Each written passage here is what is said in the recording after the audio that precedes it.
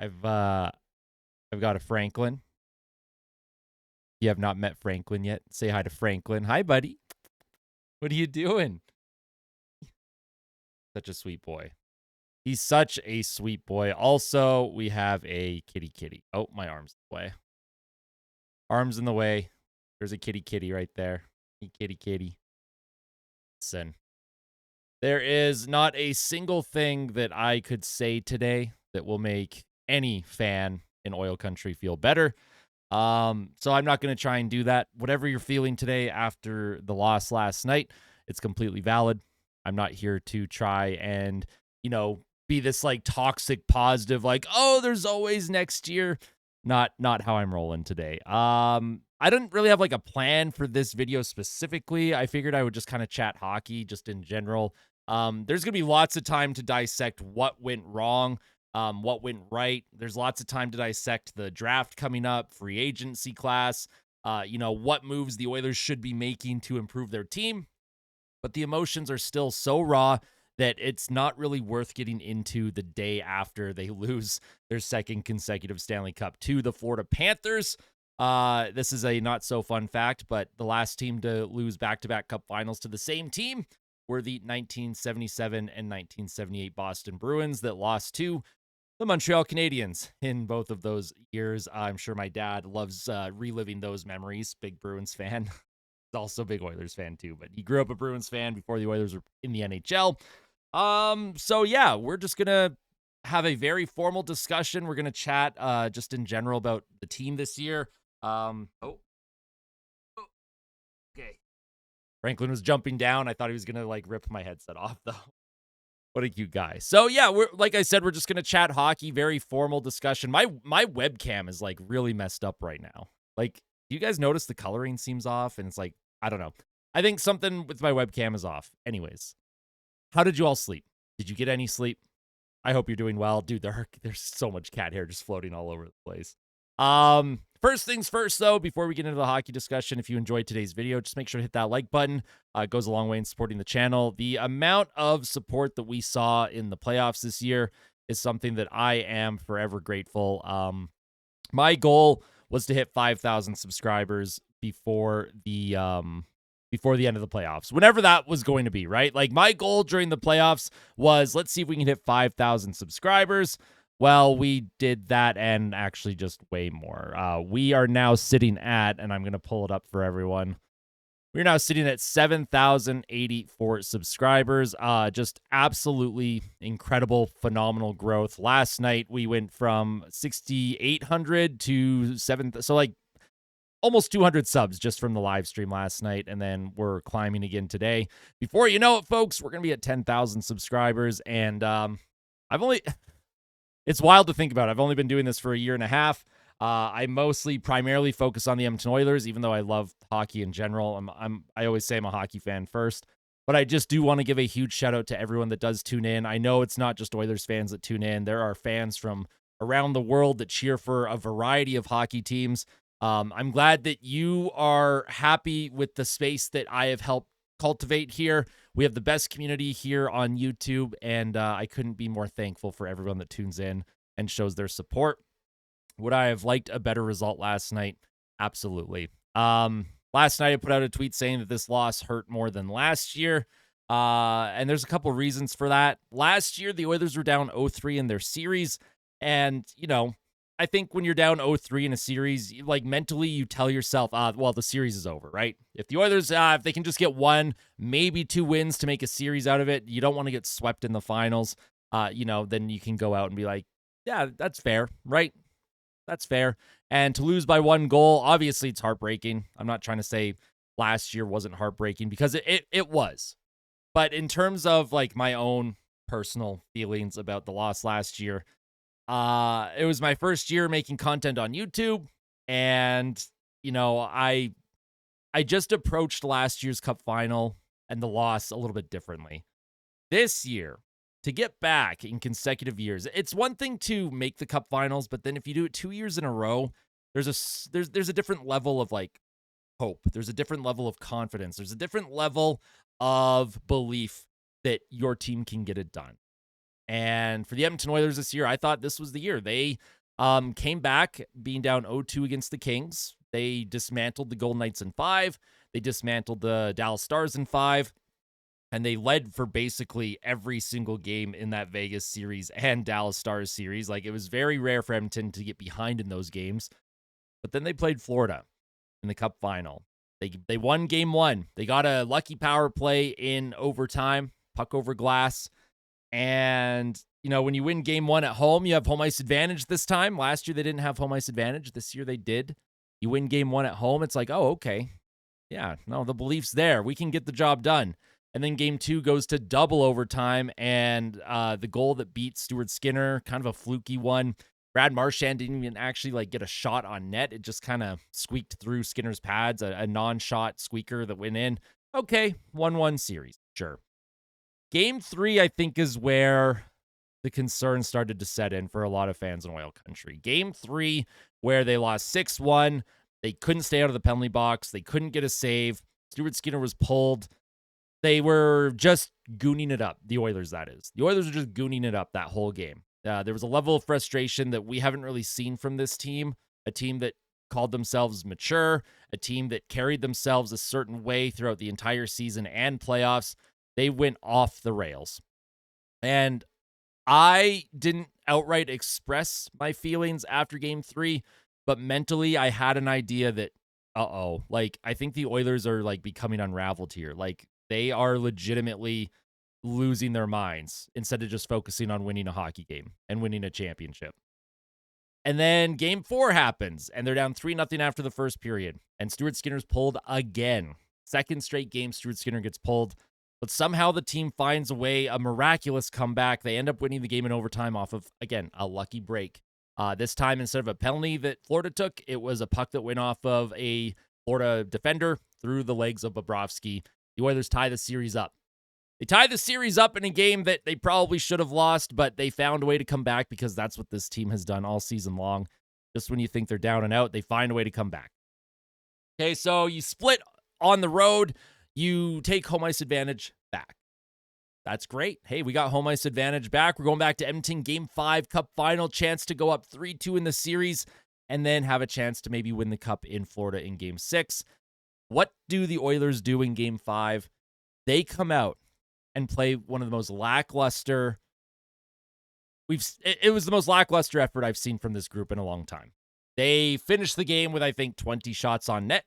They had 11 shots on goal total heading to the third period. 11. They had no energy. And that's with a crowd of 19,000 fans yelling all game. 110 decibels and louder. 115 decibels when they came out onto the ice. The fans chanting, "Let's go Oilers," all game. Chanting Sergei all game. Trying to will their team and give them energy. How the Oilers came out so flat in Game 5, I don't think I'll ever understand. I think that's going to be one of those games that I think about for a long time as a fan, is how did they come out so flat in Game 5? Game 5 was the game that should have, really cemented, okay, this is our year. And just like the rest of the series, they get down early and they're trailing.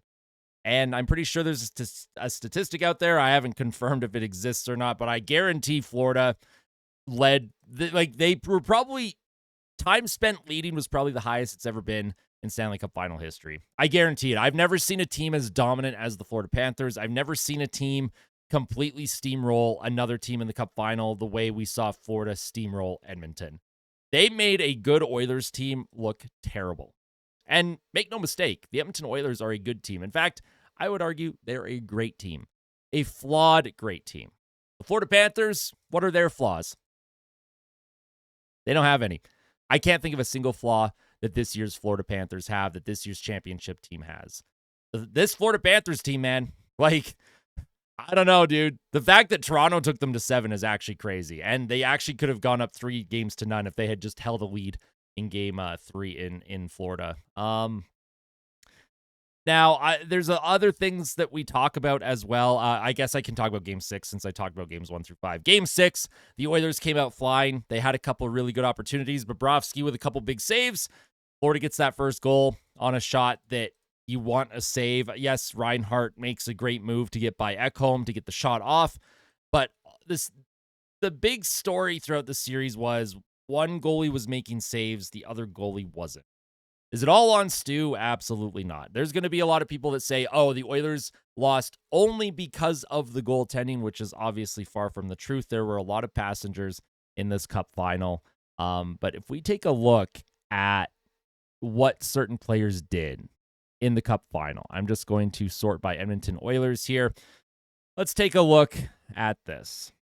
Give me a second. Let me just adjust this. Here we go. So, Leon Draisaitl, he led the Oilers in points, but look at that plus minus. Now, this does include empty net goals. There's a couple empty netters for the Panthers last night that kind of skews the plus minus, but Draisaitl and McDavid were on the ice for the first 2 goals for the Panthers in the first period.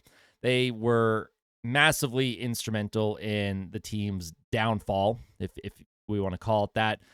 Their 2 best players were not their best.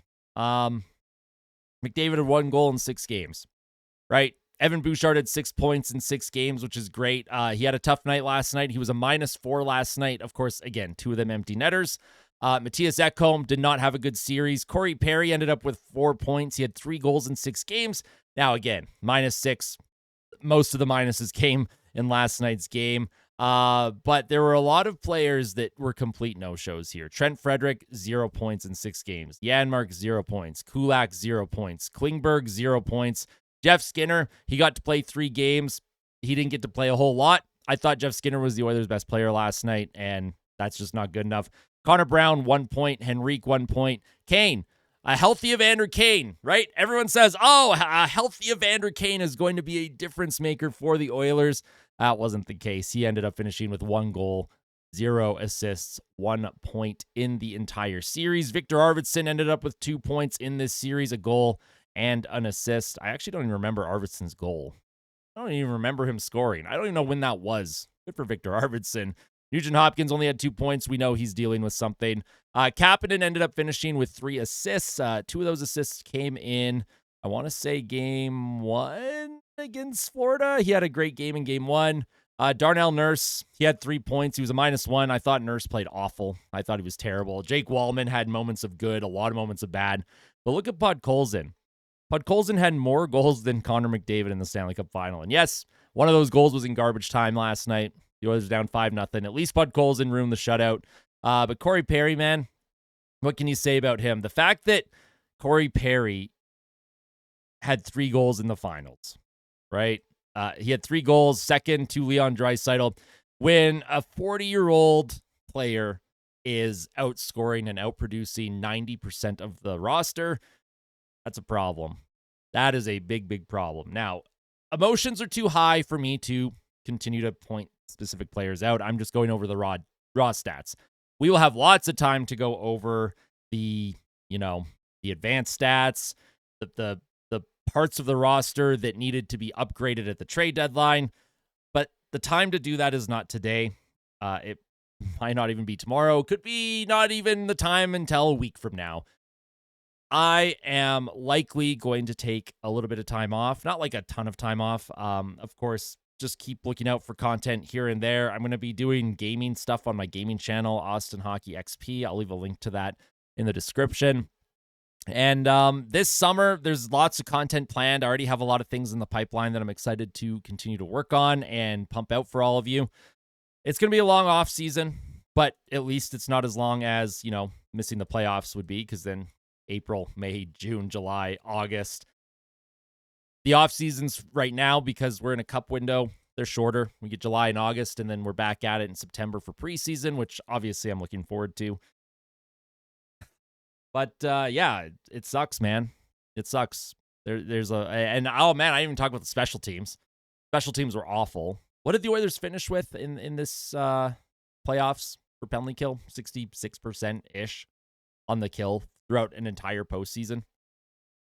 Maybe Mark Stewart's someone that they consider moving. The power play looked anemic. Maybe you consider moving on from Gulletson.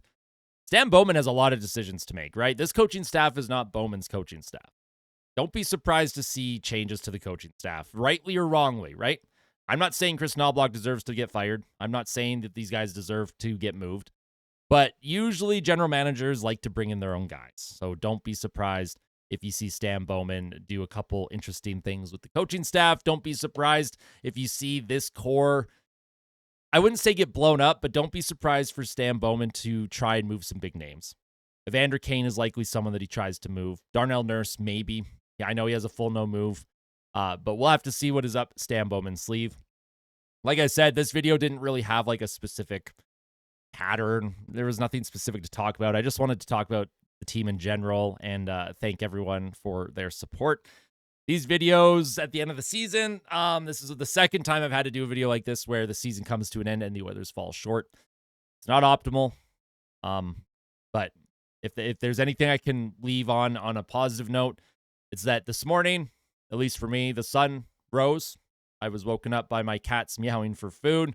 Franklin squishing my chest because he weighs 20 pounds. We are trying to get him on a we are working on him with a diet. Poor Franklin. He's so big, and we gotta get that guy to lose weight.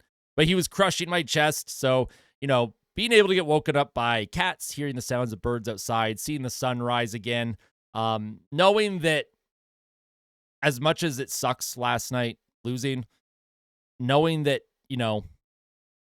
things move on and that we're going to be okay is a positive for me.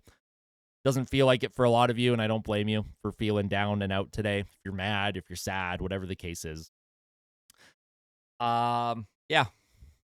Let me know all of your thoughts in the comments section below. I appreciate your support as always. It means the world. Tell some that you love them today. I'll be back very, very soon. I promise. Lots of content on the way. Fight like a kid. Fight like Ben. Let's go Oilers, and we'll see you soon, Oil Country. Take care.